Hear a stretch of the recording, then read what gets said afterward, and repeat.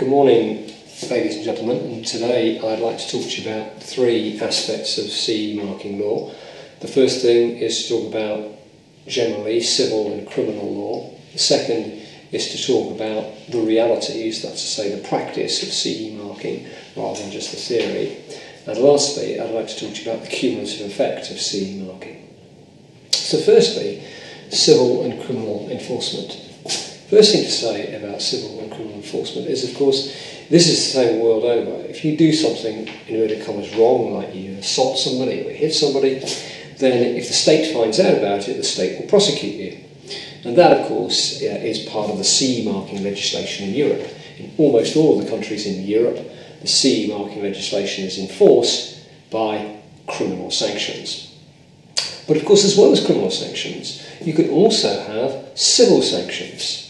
How can civil sanctions arise? Well, if, for example, you produce an unsafe machine, unsafe in contrary to the Machine Safety Directive, then in those circumstances, the state can prosecute you, also for breaching the Machine Safety Directive, but also the person who's been injured by the machine can sue you for a breach of what's called a breach of statutory duty in the United Kingdom, a breach of that legislation, a breach of the safety legislation.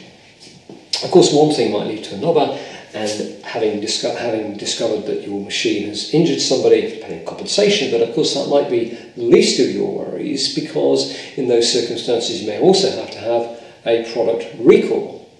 Of course, if you injure somebody, a lot of companies would say, well, I'm not really that worried about injuring somebody, I don't want to injure anybody, but I'm insured for that. Everybody has insurance, usually for personal injury, for something like if they're manufacturing a machine. Have you got product recall insurance? Well, again, you can get product recall insurance, but it's pretty expensive. My experience is that most companies, most of the time, don't have product recall insurance. But nevertheless, you can get it. Of course, the third consequence, if you have a defective product which has injured somebody, you have to pay the compensation, you have to have product recall, is damage to your brand. Well, if you've had to advertise the fact that it's a product recall, and if it's gone into the public domain that the machine has injured somebody, what's the damage to your brand? Can you insure for that? Well, the answer is you can't realistically insure for damage to your brand.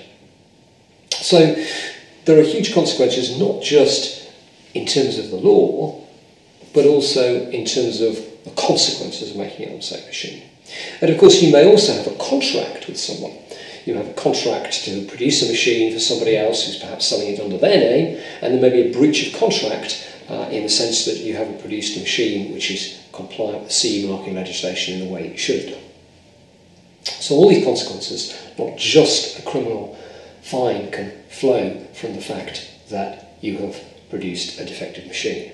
And there are circumstances also where you can go to prison, although there's a fair few and far between. Those usually involve if something has gone wrong, or if you're asked to produce papers, you produce the wrong papers, you deceive a trading standards officer or other person who's charged with enforcing the legislation, you can also go to prison as well. Let's talk a little bit more about that criminal enforcement issue, though, the possibility that you can be fined for producing a defective product. Trading standards officers and health and safety executive, the people who are charged with enforcement of the legislation in the UK, and there are probably a dozen of those various organisations in various circumstances charged with enforcement. Most of them are all, I guess it's the same in the US, they're all overworked and under-resourced. They have a huge amount of choice in terms of what they do, and what they tend to do is prosecute what you might call the low-hanging fruit, because it's a lot easier to do that. How can you avoid being the low-hanging fruit? Well, not only, of course, do you want to get your house in order in terms of producing a safe product, but also you need to have the right documentation. In fact, if you think about it from the perspective of a prosecutor, they have a right to see the documentation, and they have a right to see the documentation essentially on request. If you don't have that documentation ready when they ask for it, that's a criminal offence. It's much easier to prove that as a criminal offence because it's black and white. You either have produced the documentation and it's in order, or you haven't. If you think about the alternative, where they're saying, well, you produced this unsafe machine, how do they prove that? Well, they can prove it, they've got to test it, but that of course costs them money. It doesn't cost them very much money at all, conceptually, to ask for the documentation and find that it's not produced on time. So another good tip is to produce the right documentation, to have that documentation ready, because it avoids you being essentially a low-hanging fruit, and then hopefully the enforcement officer will go and find some other person to prosecute. I hope that's given you some useful tips to think about today. Nice to speak to you.